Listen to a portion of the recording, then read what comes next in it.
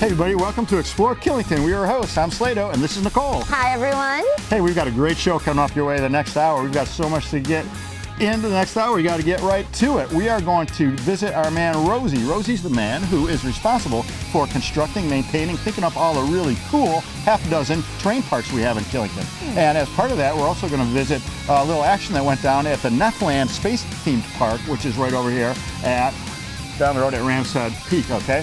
We are also going to take a look at our newest piece by our very own Corey Potter. If you've ever wondered how to shred Killington like a local, wonder no more.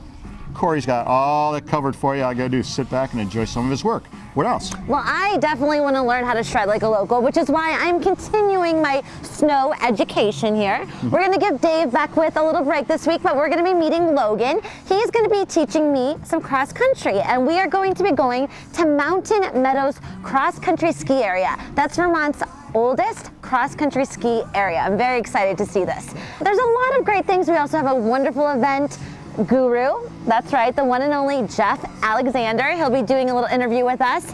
And did you hear that? Are those bells? Perhaps wedding bells? I think they are, Slado. That's right, we have a wedding segment, because if you're going to get married and have a spectacular wedding that no one else has had, Killington is the place to do it. Wow, that's a lot of stuff, but there's even more. What we have to do also is roll our little entertainment guide. It's going to fill you in on all the great places to go when the lifts shut down. And we are going to hit some of our favorite spots here down the Killington Road. Well, where are we going to go this week? Well, you're going to have to stick around to find out. But up next, we are going to ask Bettina, who's the host of Killington Today, our morning show here on Channel 14, to catch up with Rosey to find out exactly what it takes to put all these 5 unique parks, 130 features, boxes, rails, jibs, jams, and all the stuff that happens. How does it happen? Find out. Well, here we are. The Killington TV crew has made our way to the terrain park. We happen to be at one of, is it 5 terrain parks here at Killington? That is correct, 5. And this is Rosey. This is the man that when you see him, if you ever do see him, he will be working.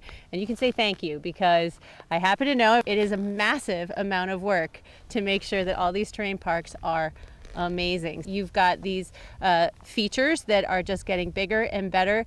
Can you just give us a little bit of insight into what it takes? All right, well, thank you for the compliments. and yeah, it is quite the feat that we have going on. We have 5 terrain parks. All told, there's over 130 features, from literally small stuff for beginners right up to like big pro level stuff and stuff stashed all over in the woods. Well, speaking of stash, we have something that is, can we say it's famous now here, the Natural Feature Terrain Park. Tell us a little bit more about how that started and how far it's come. Yeah, the stash, we're one of 6 Burton stashes in the world.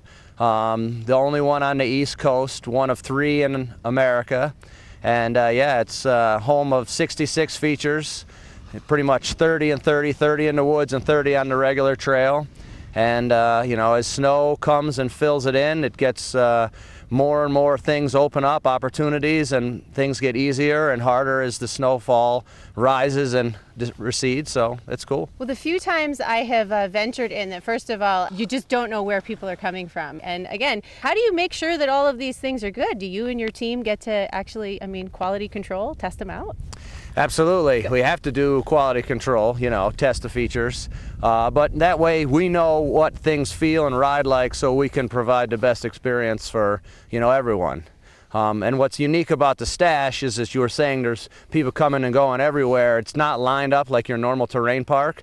And that was done on purpose so you get the feel of riding in the woods, and there's random stuff all over the place. So you can ride the park all day long and not go on the same exact line. You know, and that gives a total unique experience. What I've also noticed is now there is a little stash. So we've kind of taken it and you've gone with these natural features, which is this little wonderland. Burton came to me a bunch of years ago and wanted to have the concept of little stash, the stash concept for little guys and you know, people starting out terrain park wise. And I was a little nervous at first, you know, just because experience of like riding wood and more natural things is different. There's more technical challenges to it.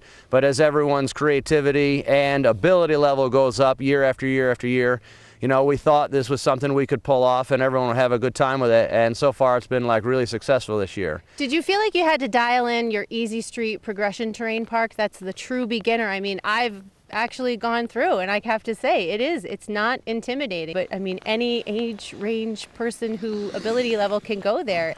Well, with Easy Street, we wanted to get something that was easy for everyone, and not necessarily you need years and years of experience riding, but someone just, you know, with a couple years experience riding, and once they've got turns down, they could advance and look for something a little bit better.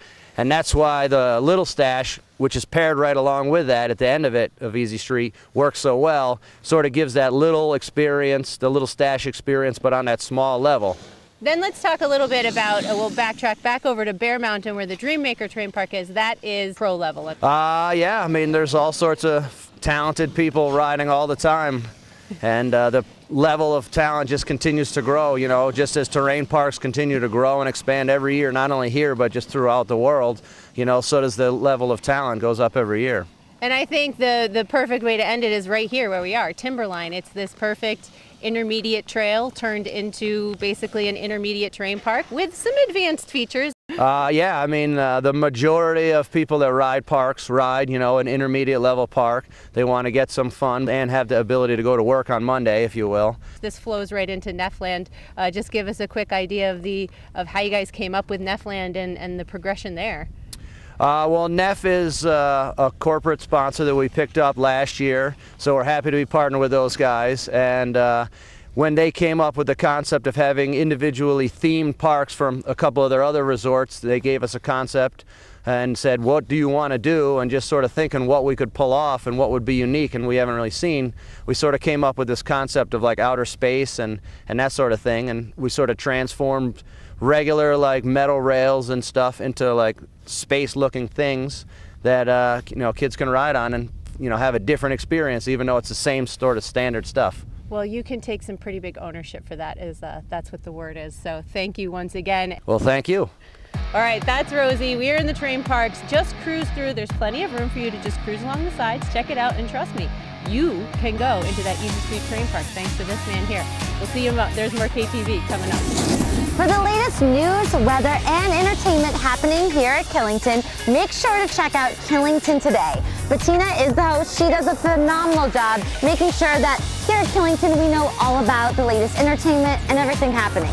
Make sure to catch her 7:30 a.m. to 9:30 a.m. Monday through Sunday, Killington Today. You got that right. Hey, well, up next, we've asked our very own Corey Potter to head up on the hill. Corey's been doing some phenomenal camera work for us all season long.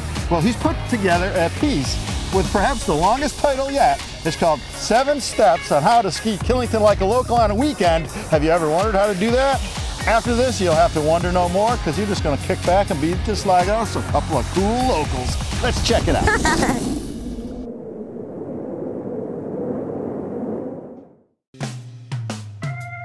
Just like any ski resort, Killington can get crowded on the weekend.